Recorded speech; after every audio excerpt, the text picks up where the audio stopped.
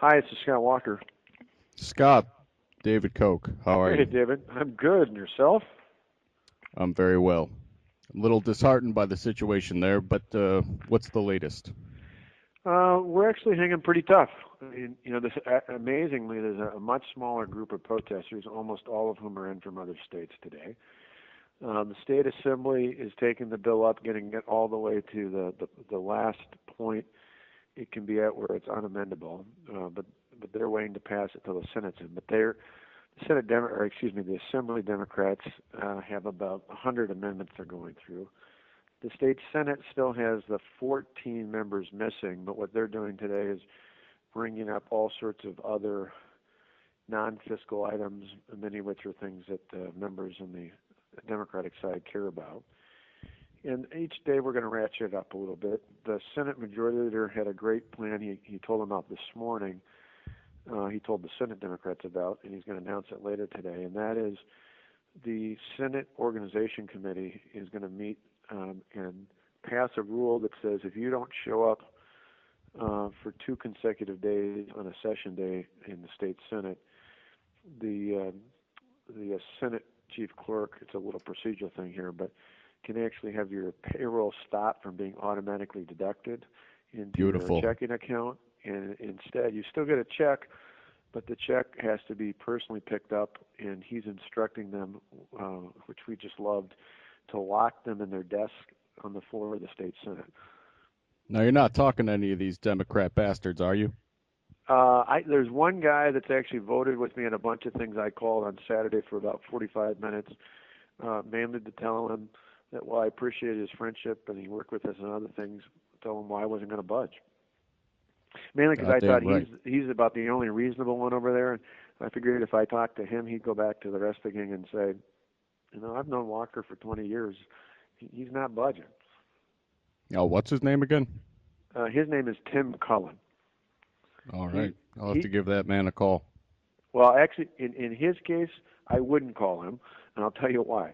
He's pretty reasonable, but he's not one of us. Um, Uh, so I would let him be. I think he is in a position where he can maybe motivate that caucus, but he's not an ally. He's just a guy. He was in the Senate years ago. He was actually the Senate Democrat leader back in the 80s, and Tommy Thompson hired him to be the head of Health and Human Services. He went into the private sector, made real money, and became a little more open-minded. And ha. last fall, he got elected to the Senate seat he was in 25 years ago. And he's kind of one of these guys who he really doesn't care. He's not there for political reasons. He's just trying to get something done. So he's good to reach out to for me, but he's not a conservative. He's just a pragmatist. Now, who can we get to budge on this collective bargaining? Well, I think in the end, a couple of things are one, if I think the paycheck will have an impact. Secondly, one of the things we're looking at next, we'll probably announce in the next day or two. We've been working with our Republican leaders in the legislature. Is we're still waiting on an opinion to see if the unions have been paying to put these guys up out of state. We think there's at a minimum an ethics code violation, if not an outright felony. Well, they're Uh, probably putting hobos in suits. yeah, That's what because we that's do sometimes. well I mean paying for the senators to be put up. I know they're Ah, paying for these guys to be in. No, you can. I mean, people can pay protesters to come in. I mean, that's not an ethics code. But I mean, literally, if the unions are paying the 14 senators, if they're paying for their food, their lodging, anything like that, we believe at a minimum it's an ethics code violation, and it may very well be a felony misconduct in office because, see, technically, it's not just a political contribution. It is if they're being paid to keep them from doing their job, we think that's I mean, there's legally an obstruction, not of justice, but an obstruction of their ability to do their job.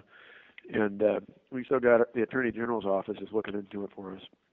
So we're trying about 4 or 5 different angles. I think each day we crank up a little bit more pressure. But the other thing is I've got layoff notices ready. We put out the at-risk notices. We'll announce Thursday They'll go out early next week, and we'll probably get 5,000 to 6,000 state workers will get at-risk notices for layoffs. We might ratchet that up a little bit too. Beautiful, beautiful. Got to crush that union. Well, it's one of those where in the end,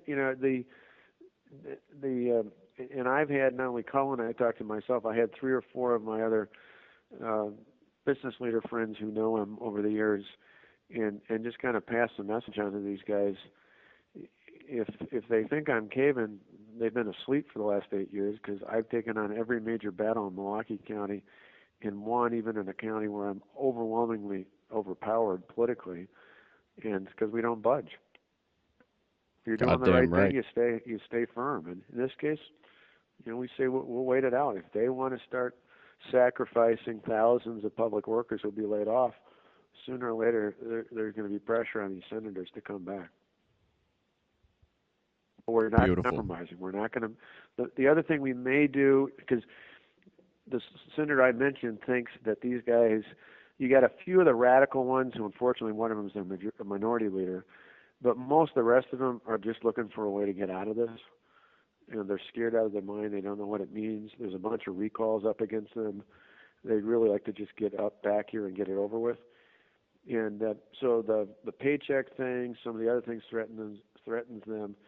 I think collectively there's enough going on, as long as they don't think I'm going to cave, which again we have no interest in. An interesting idea that was brought up to me this morning by my chief of staff, if we won't do it till tomorrow, is putting out an appeal to the Democrat leader that I would be willing to sit down and talk to him, the Assembly Democrat leader, plus the other 2 Republican leaders. Talk, not negotiate, and listen to what they have to say. If they will, in turn, but I'll only do it if all 14 of them come back and sit down in the state assembly. They can recess it to come back over and talk to me, but they'll have to go back there. The reason for that is we're verifying it this afternoon, but legally we believe once they've gone into session, they don't physically have to be there. If they're actually in session for that day and they take a recess, the 19 Senate Republicans could then go into action and they'd have a quorum because they started out that way. So we're double checking that, but that would be the only. If you heard that I was going to talk to them, that would be the only reason why. Is we would only do it if they came back to the Capitol with all 14 of them. Then my sense is, hell, I'll talk if they want to yell at me for an hour. I'm used to that. I can deal with that, but I'm not negotiating. Bring a baseball bat. That's what I do. I have one in my office. You'll be happy with that. I got a slugger with my name on it. Beautiful.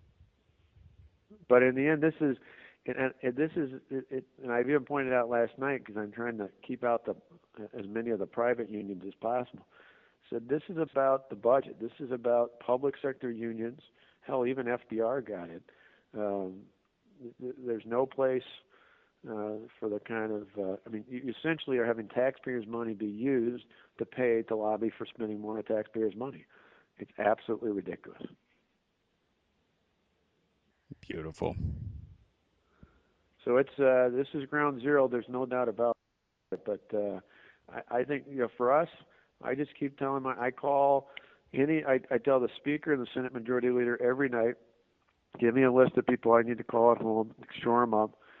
The New York Times, of all things, I don't normally tell people to read the New York Times, but the front page of the New York Times has got a great story. One of these unbelievable moments of true journalism, what is supposed to be objective journalism.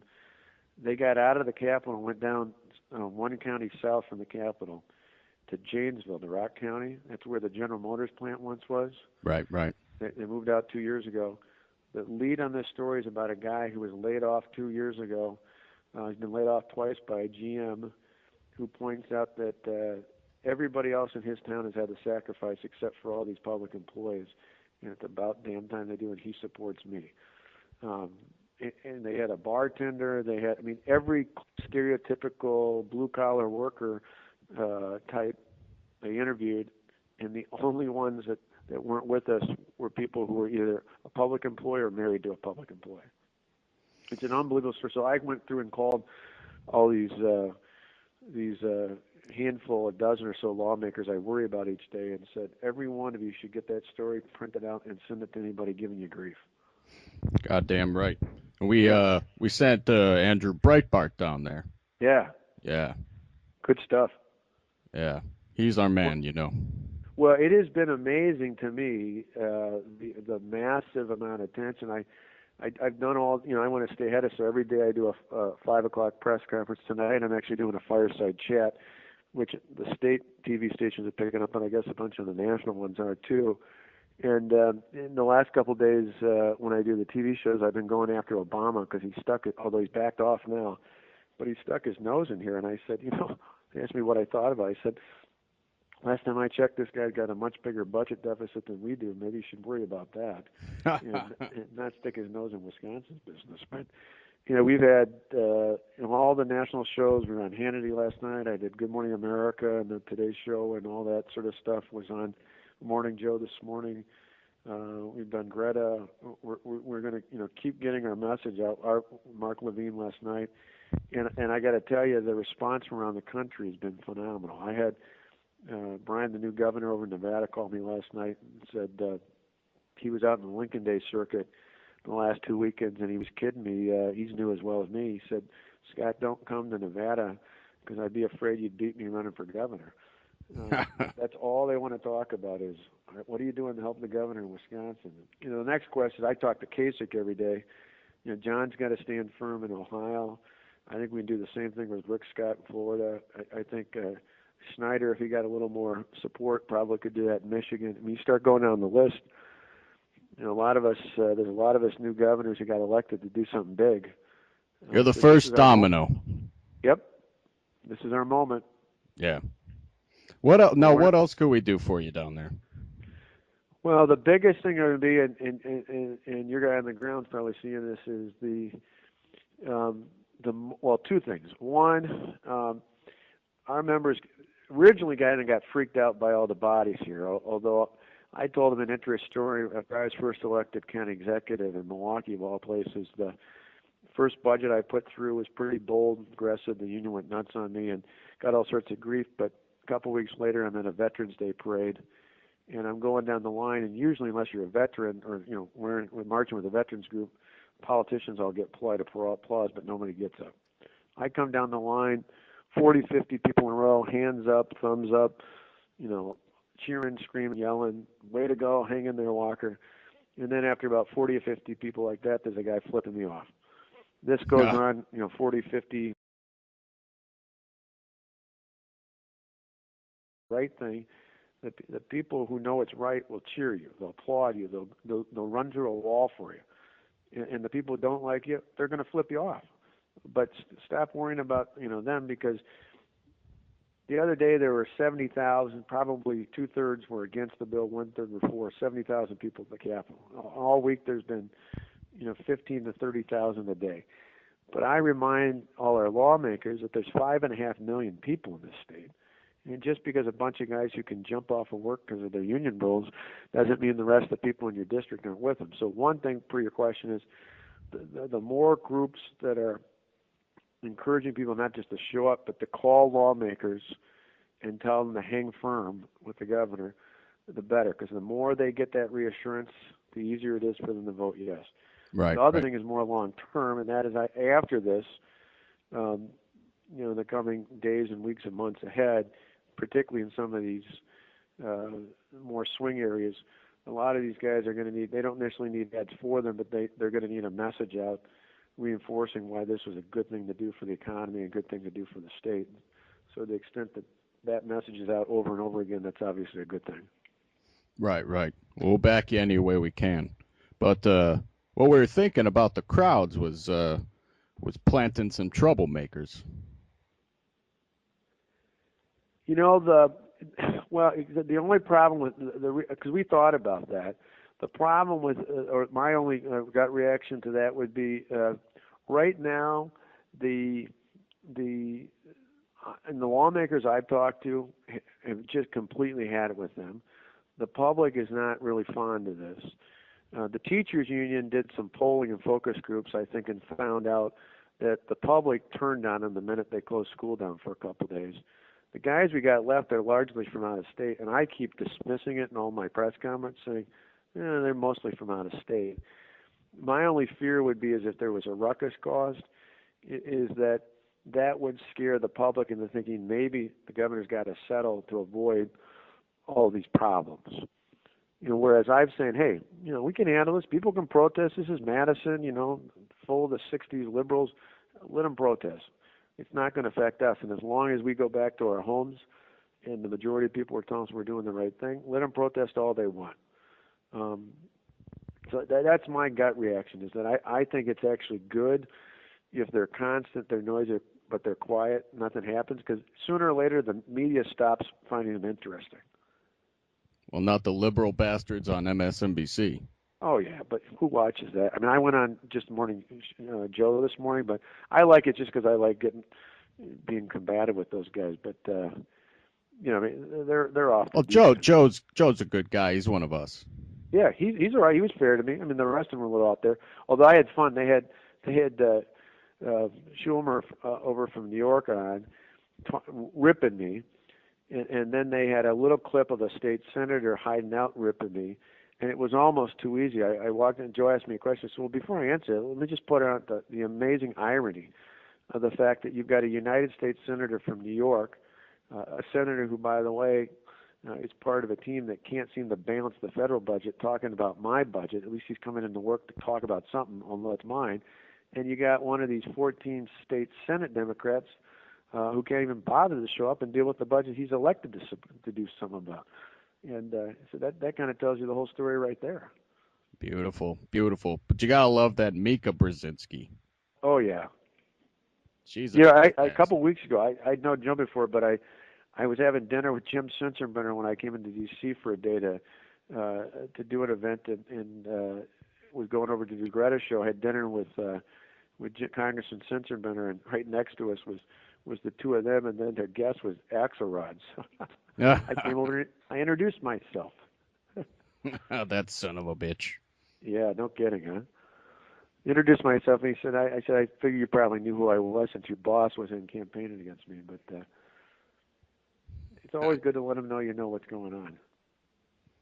Well, good. It's good catching up with you. Yeah, well, thanks. This is an exciting time. This is, I told my cabinet, I had a dinner Monday right after the 6th. Came home from the Super Bowl where the Packers won. That Monday night, I had all my cabinet over to the residence for dinner. Talked about what we were going to do, how we were going to do it. We'd already kind of built plans up, but it was kind of the last hurrah before we dropped the bomb. And I stood up and I pulled out a picture of Ronald Reagan. And I said, this may seem a little melodramatic, but 30 years ago, Ronald Reagan, whose 100th birthday we just celebrated the day before, had one of the most defining moments of his political career, not just his presidency, when he fired the air traffic controllers. And I said, to me, that moment was more important than just for labor relations or even the federal budget. That was the first crack in the Berlin Wall and the fall of communism, because from that point forward, the Soviets and the communists knew that Ronald Reagan wasn't a pushover. And I said, this may not have as broad a world implications, but in Wisconsin's history, little did I know how big it would be nationally, Wisconsin's history, I said, this is our moment. This is our time to change the course of history. And this is why it's so important that they were all there. I had a cabinet meeting this morning. I reminded them of that. I said, for those who thought I was being melodramatic, you now know it was purely putting it in the right context. Well, I'll tell you what, Scott. Once you crush these bastards, I'll fly you out to Cali and really show you a good time. All right. That would be outstanding. Thanks for all the support and helping us move the cause forward, and we appreciate it. We're doing it the just and right thing for the right reasons, and it's all about getting our freedoms back. Absolutely. And, we have a little bit of vested interest as well. Well, that's just it. The bottom line is we're gonna get the world moving here because it's the right thing to do. All right, then. Thanks a million. Bye-bye. Bye now.